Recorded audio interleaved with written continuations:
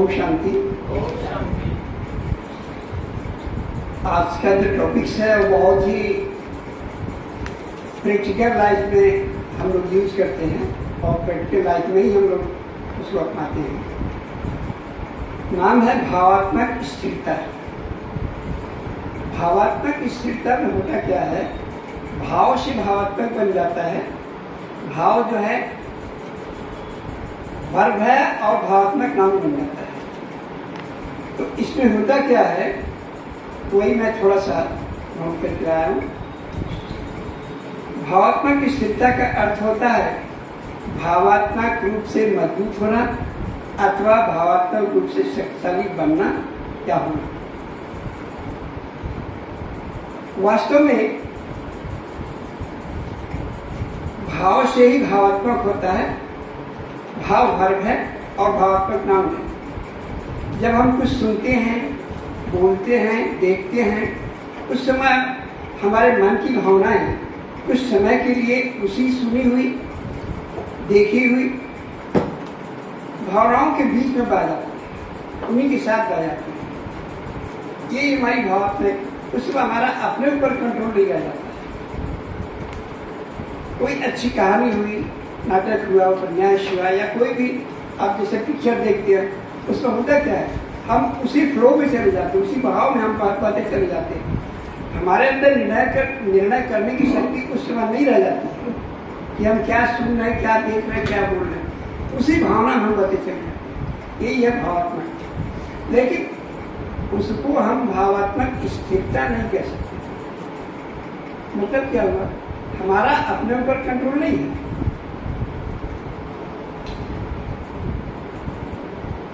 उस समय हमारे मन की भावनाएं कुछ समय के लिए उसी सुनी हुई बातों के प्रभाव में बहने लगती है अथवा देखी हुई चीजों के दृश्यों के प्रभाव से प्रभावित होती रहती है अथवा पढ़ी हुई सुख दुख की भावनाओं में बहने लगती है। तात्पर्य है कि उस क्षण हमारा मन हमारे नियंत्रण में नहीं रहता है। ऐसी जैसी परिस्थितियां अथवा वातावरण बनता जाता है, उसी अनुसार हमारा मन भी बढ़ता चला जाता है। ये स्वाभाविक है, हर एक व्यक्ति के लाइफ में यही होता है। हंसने का वातावरण होता है तो मन हंसने लगता है, दुखी होने का माहौल होता है तो मन दुखी हो जाता है। ऐसे मन को हम मजबूत शक्तिशाली तो नहीं कर सकते ना, कहेंगे। मतलब ये हमारा उसके ऊपर कंट्रोल नहीं, खुद के ऊपर। कोई हंसता तो हम हंस देते हैं, रोता तो रो देते हैं। मतलब हमारे अंदर भावात्मक स्थिरता नहीं रह गई। भावार्थ क्या है कि किसी को मदद करने के लिए हमें उससे अधिक शक्तिशाली बनना पड़ेगा। यदि हम किसी के दुख में जाते हैं उसको मदद करने के लिए अथवा उसकी परेशानी में मदद करने के लिए जाते हैं, तो हम जाकर के वहां उसके दुख में अपने ही बह जाएं तो उसकी मदद कैसे करेंगे? नहीं कर पाएंगे। इसलिए जरूरी होता है कि अपने शक्तिशाली हों। हम जब तक शक्तिशाली नहीं होंगे किसी को मदद नहीं कर पाएंगे, कुछ कर नहीं पाएंगे। इसीलिए लिखा है, भावार्थ है कि किसी को मदद करने के लिए हमें उससे अधिक शक्तिशाली करना पड़ेगा, नहीं तो हम उसे मदद नहीं कर सकते। अगर कोई व्यक्ति दुखी है, परेशान है, तो उसके दुख तथा उसकी परेशानी को दूर करने के लिए उसे सहानुभूति दिखानी होगी, ढाढ़स और सांत्वना देनी होगी। उस समय उसके दुख में हम जाके दुखी हो जाएं, उसके प्रभाव से प्रभावित हो जाएं, दुर्बल बन जाएं, तो उसका दुख अथवा कष्ट हम दूर नहीं कर पाएंगे। ऐसे हालात में हमें शक्तिशाली बनना ही होगा, तभी उसे हम धैर्य सांत्वना देकर उसे मदद कर पाएंगे। दुख के माहौल को सुख के माहौल में बदलकर, दुख के माहौल को सुख के माहौल में बदल करके भी हम उसको किसी को मदद कर सकते हैं। जब तक हम दुखी अशांत होते हैं तब तक हमारे दुख तथा अशांति का वातावरण चारों तरफ फैलता है। स्वाभाविक है। जब कोई आदमी रोने लगता है, दुखी हो जाता है, तो उसके चारों तरफ वैसा ही माहौल बन जाता है, वातावरण बनता है, जो भी जाता है उसमें बातें लगती है। पूरा वातावरण ऐसे दुख तथा अशांति के वाइब्रेशन से भर जाता है। पहले एक ही व्यक्ति के दुख अथवा अशांति का वाइब्रेशन था, लेकिन हम उसी में शामिल होकर दुख अशांति के वाइब्रेशन को दूना कर देते। हम जाकर के यदि उसके दुखी होने का जो माहौल है, वातावरण है, उसमें हम भी दुखी हो जाएं तो दुख का माहौल दुगना हो जाता है, वातावरण बढ़ जाता है। ऐसा नहीं चाहिए। वातावरण को हल्का करने के बजाय भारी करने में हम सहयोग दिया, उसको तो कुछ फायदा नहीं हुआ। हमें दुख के वाइब्रेशन को सुख में बदलने का सहयोग करना चाहिए, तभी हम कर पाएंगे। बुद्धि को समाधान में प्रयोग करें। अपनी बुद्धि जो है, कोई समस्या यदि है तो उसको जाकर के वहाँ अपनी बुद्धि से उसको मदद करना चाहिए, माहौल को मदद लेना चाहिए। जब हम अपने आप को शक्तिशाली बनाकर किसी व्यक्ति का दुख दूर करते हैं, उसका सहयोगी बनते हैं, तो नई अनुभूति होती है, सुख, शांति, संतुष्टि मिलती है। जब हम किसी जगह जा करके कि कोई दुखी व्यक्ति है, अशांत व्यक्ति है, परेशान व्यक्ति है, उसको थोड़ा सा सांत्वना दे देते हैं, उसके मन को चेंज कर देते हैं, भावना को बदल देते हैं, तो हमको भी संतुष्टि मिलती है और वो भी थोड़ा सा रिलैक्स हो जाता है, उसको भी शांति मिल जाती है।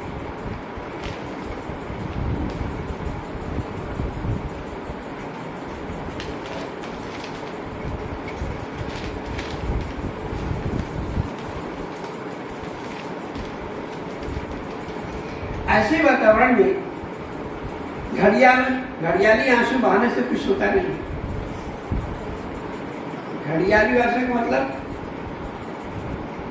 समझते हैं, दिखावा करना।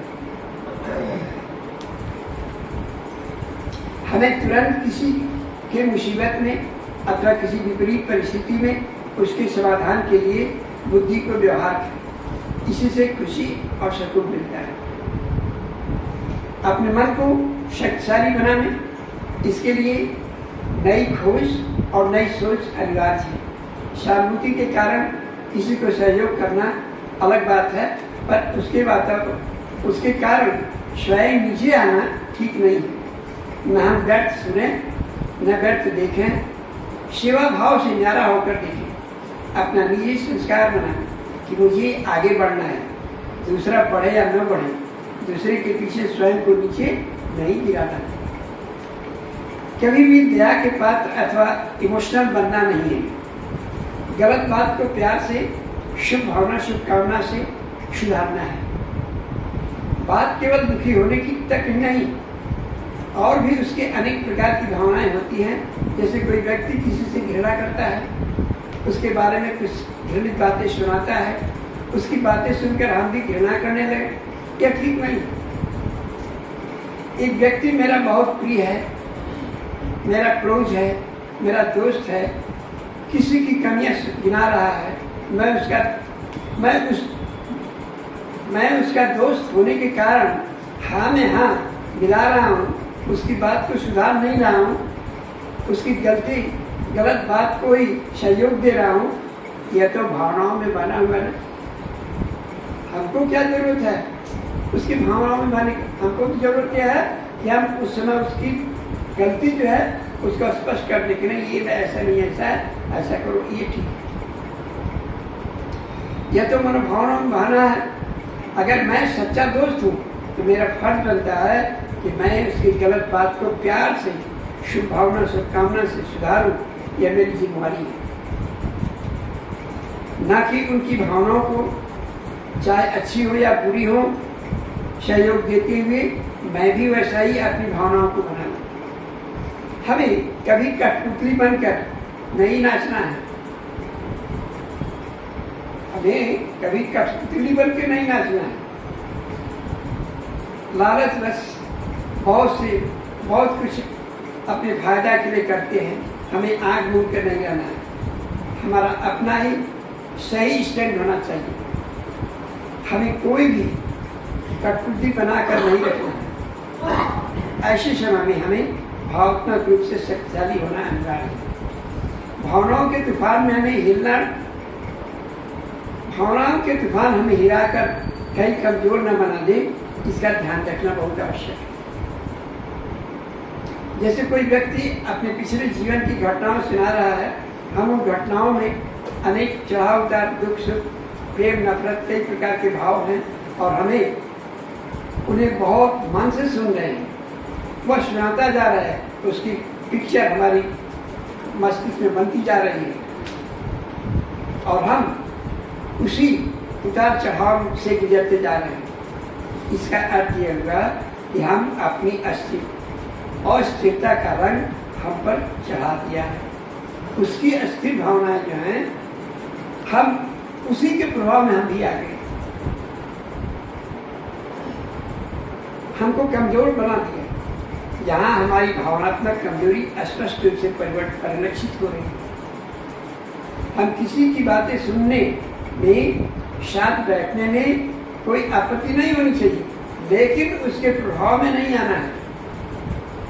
हम किसी के साथ बैठ सकते हैं, उसकी बातें सुन सकते हैं, लेकिन उसके प्रभाव में मुझे नहीं आना है। हमें उसको सहयोग देना है, शुद्ध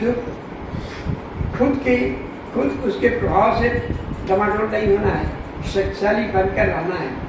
जब कोई व्यक्ति हमारे पास आहत होकर आता है, दुखी होकर आता है, तो हमारा फर्ज बनता है धैर्य और सहयोग करने का, मलहम लगाना, ताकि उसे सुकून मिले। जितनी आत्मिक स्थिति हमारी मजबूत होगी, जितनी आत्मिक स्थिति हमारी मजबूत होगी, उतनी ही हमारी भावात्मक स्थिरता बढ़ती जाती है। भावात्मक स्थिरता बढ़ाने के लिए हमें निरंतर राजयोग मेडिटेशन का अभ्यास करना आवश्यक है। तभी हमारे अंदर आठों शक्तियां जो है हमारी और जो गुण हैं, वो हमारे अंदर वृद्धि को पाते हैं, बढ़ते हैं। इसीलिए कहा हमें निरंतर राजयोग मेडिटेशन का अभ्यास करना आवश्यक है। इससे हमारी आत्मिक शक्ति बढ़ती है तथा देह अभिमान टूट जाता है। अष्ट शक्तियों को हम धारण कर उसे प्रयोग करते हैं। इसके द्वारा हम किसी भी परिस्थिति में उचित शक्ति का प्रयोग कर समस्या का समाधान या निदान कर लेते हैं। ओम शांति।